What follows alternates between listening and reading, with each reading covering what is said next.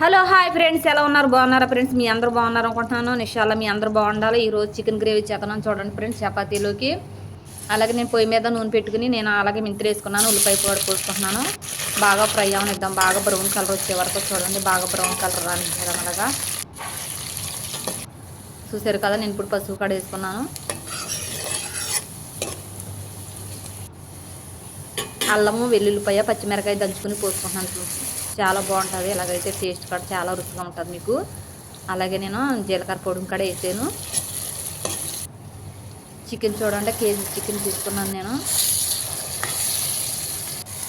చూసారు కదా, ఇది బాగా వాటర్ ఇనిగిపోయే వరకు నేను అలా వేసుకుంటాను. యాలక్కాయల పొడిము, అలాగే ధనియాల పొడిమి,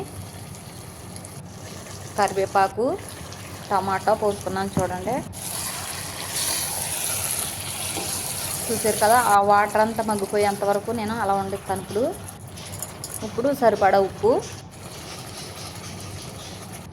కారము 2 స్పూన్లు. చూసారు కదా, చాలా బాగుంటుంది టేస్ట్ కూడా. మీరు కూడా ట్రై చేయండి. నేను వాటర్ పోయలేదు ఫ్రెండ్స్, ఆ వాటర్తో చికెన్ వాటర్ తోటి నేను అలా మగ్గనిస్తాను. చిన్న సిమ్లో పెట్టాను కర్రీ చూడండి. అలాగే నేను 2 పచ్చిమిరకాయలు, 4 చీలికలు చేశాను.